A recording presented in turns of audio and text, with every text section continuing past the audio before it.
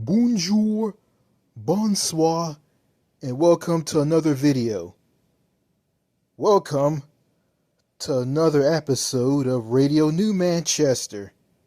This is Richard, the owner of the New Manchester YouTube channel. And in this episode, or another episode of Radio New Manchester, I lost count, of all the other Radio New Manchester episodes that I did. So I think the first ones were the first batch were really bad. Let me see if I can do some better justice in this one. Well, in this episode of Radio New Manchester, I'm going to talk about the Eurotunnel. Yeah, the Eurotunnel. An undersea tunnel that's underneath the English Channel. And it's in Europe.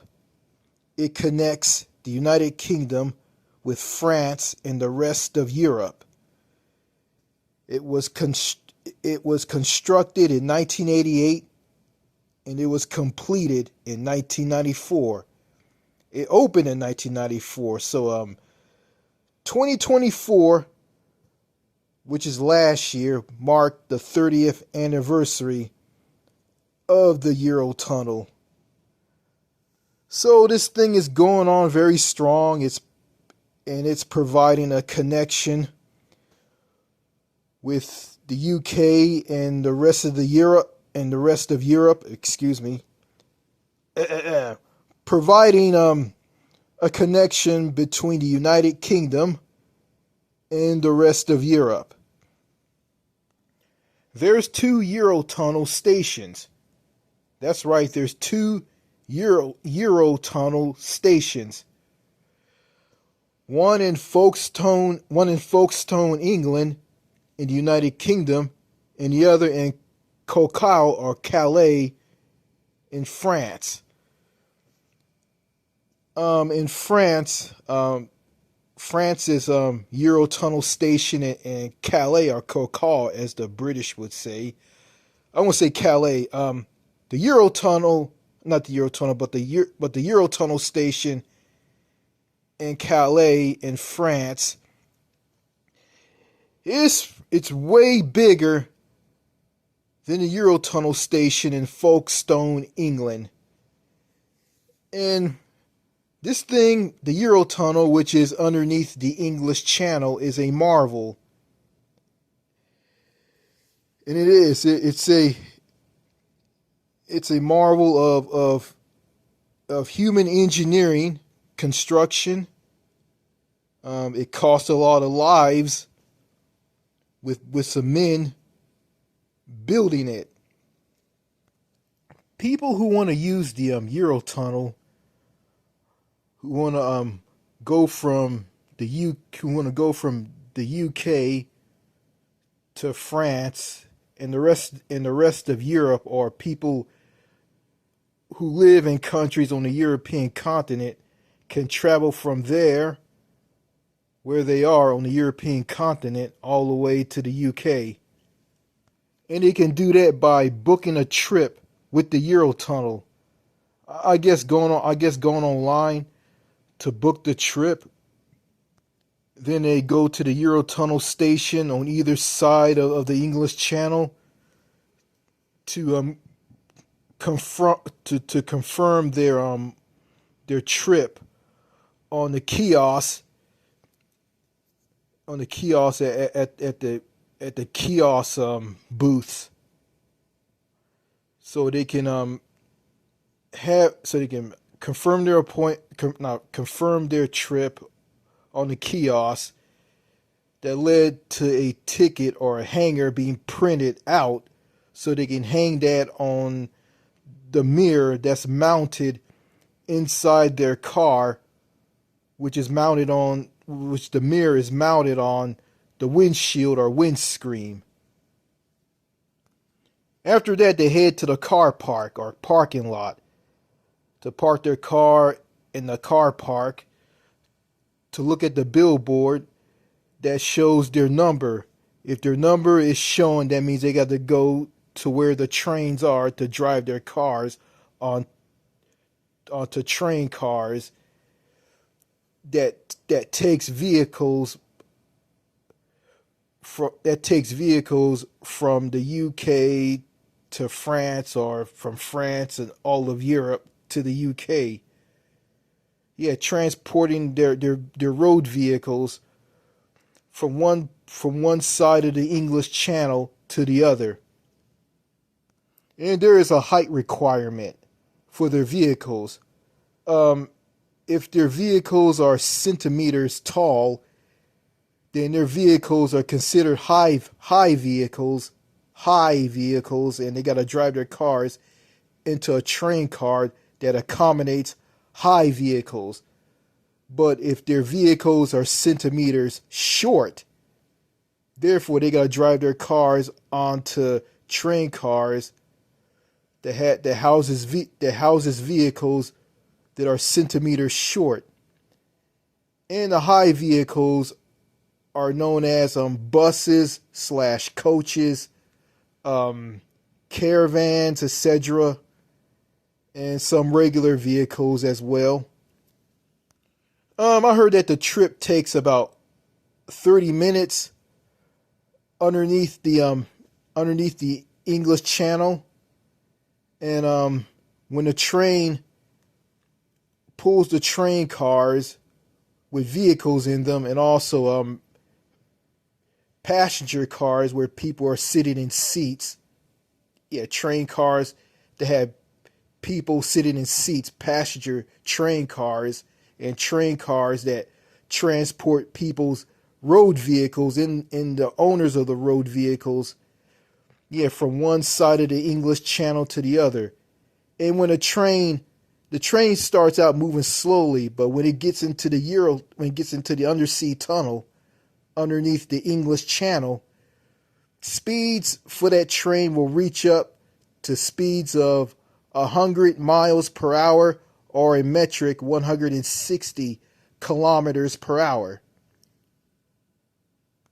When the 30 minutes are up, then the people are at their destinations. And people who have road vehicles, they are informed by the PA, the intercom, in the train car that houses vehicles, road vehicles. They are told that they gotta drive slowly out of the train car, and they gotta remember that if they're in the UK, they gotta drive on the left, or if they're in France or in other parts of Europe, they gotta drive on the right. Some Europeans get confused over this. People who drive on the right in countries on the European continent, when they get to the UK, they try to drive on the right, and they realize that when they drive on the right side of the road, they're going the wrong way, and they're heading towards oncoming traffic, and hear beep, beep, beep, beep from other cars. They move to the left side, realizing they got to drive on the left, and vice versa. That happens with people from the UK. You know, when they come from a country, where they drive on the left, where they come from a country that's a left-hand traffic country, and they get into countries like they get into France, they drive on the left, which is the wrong way, and they're heading towards oncoming traffic, and they hear cars coming towards them, beep, beep, beep, beep, beep. They move to the right side of the road, realize that they're in France, and they're driving on the right. And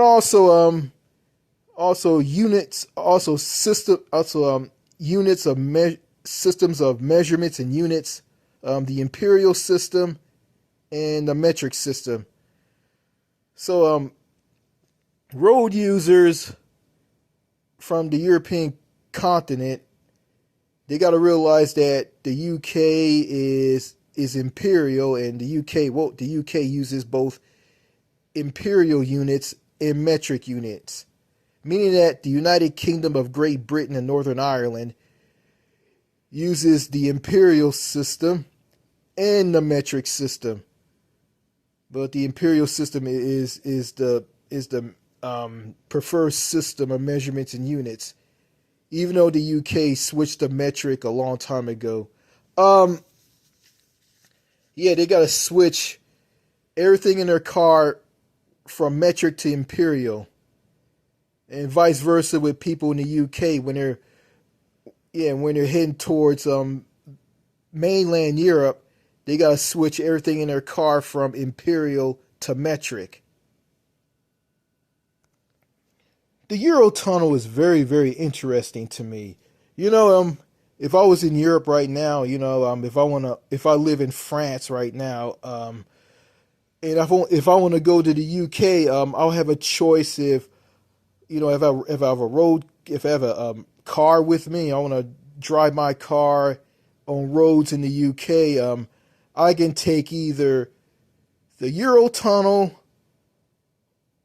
or a ferry to head to the UK across the English Channel. That won't be the only option for me because in Europe you got good public transportation. People can take the train, the tram, buses. They can walk. They can ride their bicycles. That's just in countries in Europe. That's not through the Eurotunnel. Well, the Eurotunnel, people can travel through the Eurotunnel through a bus that drives onto the train cars of the Eurotunnel train, or they can take a passenger train and sit in it. And and the choice of taking their road vehicles from one part of the English Channel to the other is not the only option. Because public transportation in Europe is pretty good, and it's way better than the U.S. because here in the United States, car dependency. People are dependent on cars to get to where they need to go. And if you compare the United States with countries in Europe, okay, in the U.S., the United States is a huge country, massive. I mean, for instance, if you want to drive from Shreveport, Louisiana, all the way to San Diego, California, yeah, it's going to take a long time. But in Europe, because in Europe is a different story. You got good transportation. There's no need for you to have car dependency because there's a lot of transportation options besides the car. I mean, you can take like I said, you can take the train, or you can take the train. You can ride a bus. Those two options. You can travel to different countries in Europe on a bus and also on a train. And to throw in some Winston Wu logic, in Europe, in any country in Europe, if you're riding a bus or a coach, or you're on a train, you have the opportunity to socialize with people. You have the opportunity to talk to people. Yeah, you have the opportunity for social or human connection. You can meet people, get to know them, connect with them, form friendships. If you're a heterosexual male who's single, it's a great place. It's a great thing to meet that special woman, that special someone. Something that you can't do here in the U.S. because here in the United States, you're isolated in a car from everybody. You have the opportunity to meet people from different countries in Europe. You'll meet people from countries like Portugal, Spain, France, Italy, Cyprus, Greece, Turkey, Russia, Ukraine, Latvia, Lithuania, Poland, Denmark, Switzerland, Deutschland, Germany, Belgium, Belgique. You'll meet these people if you're on a train or on a bus slash coach. The Eurotunnel is very, very fascinating. It's very fascinating to me. The Eurotunnel and the train of the Eurotunnel. All this is just eye-opening to me. You know, I've seen videos of people traveling through the Eurotunnel on the Eurotunnel train.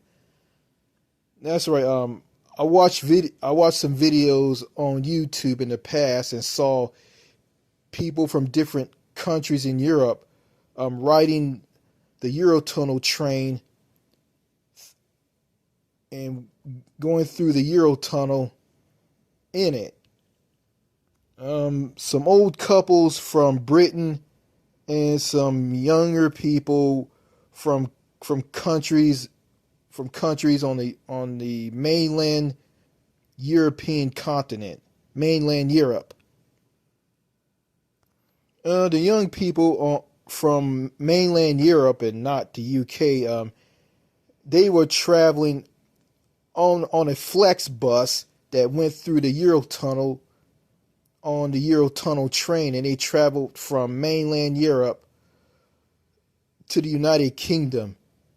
And they did all this on a European bus called the Flex Bus.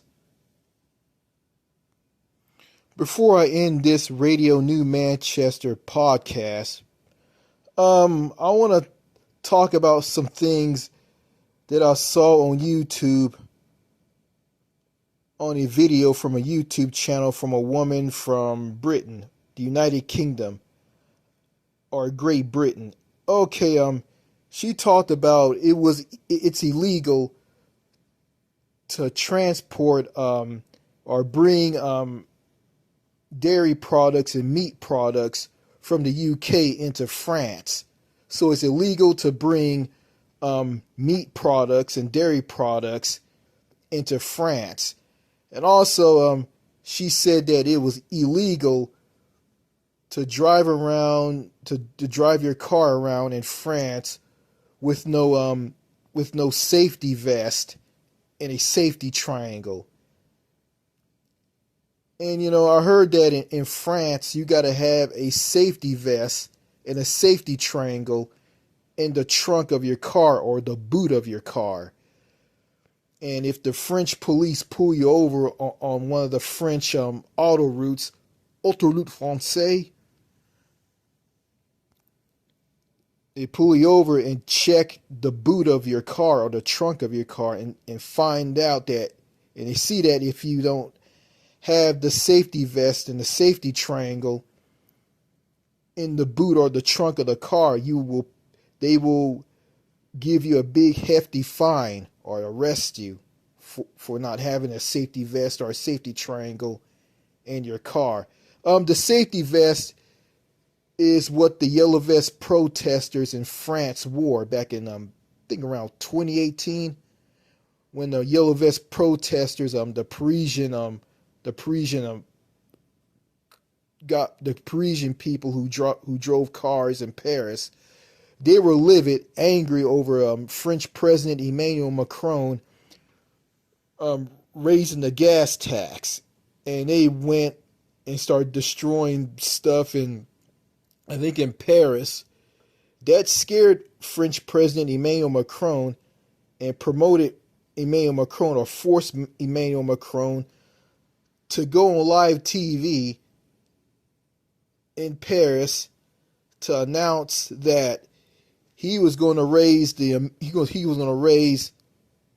minimum wage to 1,000 euros, and the Parisians did not like that, and they find it to be incredibly weak and not good enough. That's what I heard. So, you know, I heard this like a while back, a long time ago. So the safety vest, which the yellow vest protesters wore.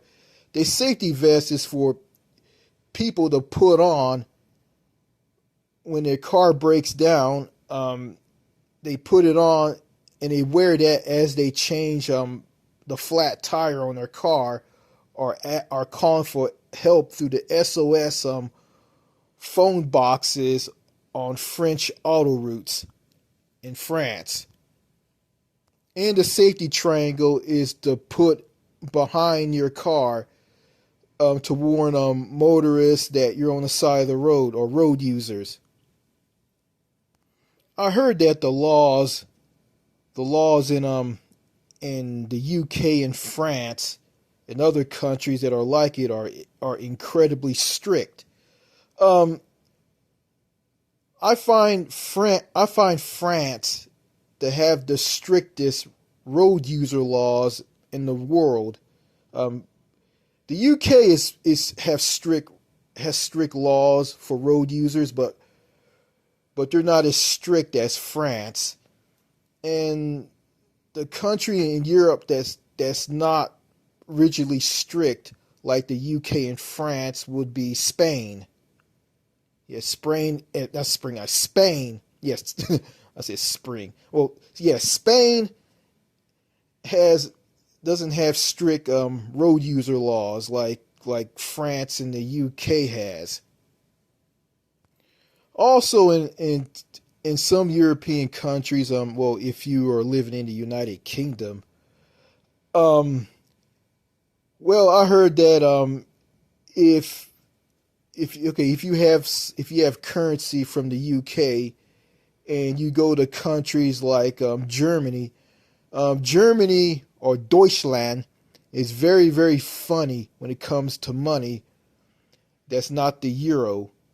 So therefore, if you have euros on you and you want to buy something in countries like Germany, Deutschland, or any country that's like it, you won't have any problems, because the standard currency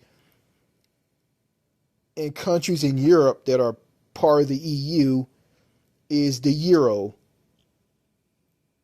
So that's just basically a problem within the United Kingdom, because the United Kingdom left the EU, the European Union, back in October, I think back in 2020. I don't remember. Yeah, they left the UK left the EU back in 2020. So therefore, they're not part of the EU. You know, when I went to the United Kingdom for the first time back in 2017 to get on board a cruise ship in Northern Europe with my parents and my sister, the United Kingdom was part of the European Union. And they were back in 2017 when I was there. But they're not part of the EU anymore, so yeah. And I also heard from the British woman from a video from her YouTube channel on having travelers' health insurance when you travel to different countries, and it's dangerous to travel to other countries without travelers' health insurance. And I think I heard someone from Canada brought this up. Yeah, I heard someone from Canada talked about this. They brought it up in a conversation on a video on their YouTube channel. Oh yeah, I left something out about the Eurotunnel. Okay, when you drive your car onto a train car that houses cars that the train pulls and takes from one side of the English Channel to the other through the Eurotunnel underneath the English Channel. When you drive your car onto the train car, a voice over the intercom will warn people to roll the windows down on their car, turn off their gas supply on their car, or shutting off their car and not letting it run. And don't stand between vehicles during the crossing. And all of this is repeated again in French. Speaking of French, I've been putting off my French lessons. Yeah, I have been learning French. I think I was learning it, by going online to YouTube and finding videos on YouTube that teaches the French language, and I've been learning French from that and from native on an app on my old smartphone, which I don't have anymore. I had my mind somewhere else. I've been getting my eye off the ball of learning French online. So I gotta be full time with this and stop cutting corners and stop cutting corners and skipping out on my French lessons, because I need to learn French. I need to learn this language. Français. Bonjour, monsieur. Anglais, non français. Anglais, no français. République français. République français. République français. République français. Hope I said it right. I know any of you who are watching, or not watching, any of you who are listening, none of you probably don't speak French anyway. You guys been hearing me saying some French words in these videos that I crank out for this YouTube channel. I know a lot of you don't care, but hey, that's fine. Nouvelle Paris. I just say New Paris in French. So yeah, I think that's all I gotta say in this New Manchester podcast. So I'm thinking about drinking wine. More specifically, French wine, Beaujolais, French wine. I heard that if you drink wine, it's good for your heart.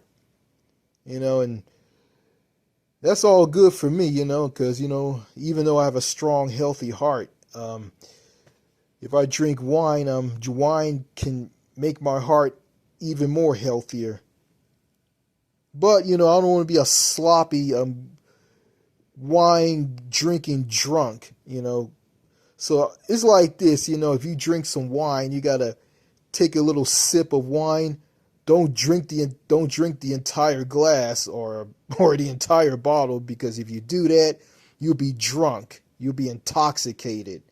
And that's not a good thing.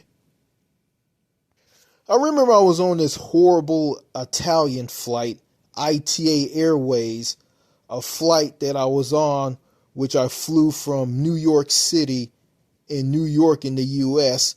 to Rome, Italy, to get on that cruise ship in the Mediterranean at some cruise ship dock somewhere in Italy. You had to sail from Italy to Greece, Cyprus, and Turkey, and I was going to go to Israel, but due to that war between Israel and Hamas, couldn't go there. And yeah, I was right near Israel while I was in Turkey. This was back in 2023. Well, anyway, while I was on that ITA Airways flight, They were serving some wine. The stewardess was serving some wine along with Coke Zero, and I wish they had some Perrier on there, but no Perrier, because that's an Italian flight, not a French flight. I guess if I was on a French flight, they'll be serving Perrier along with French wine. But they had some wine on there, Italian wine, and I told my dad I wanted some wine, and he said no. Don't want to get into that. I don't want to explain why my dad said no to this, but I'm a grown man. I can do whatever I want. If I want to drink some wine, so be it. So yeah, I'm thinking about drinking some wine, and I'm thinking about it. So yeah, you know, if I make a decision, I probably will do a video about showing me drinking some wine. I don't know if YouTube will allow this or not. So yeah. All right. So that's the end of this Radio New Manchester podcast. Okay. More videos to come. All right. Cheers and au revoir. Merci. Merci beaucoup. Au revoir.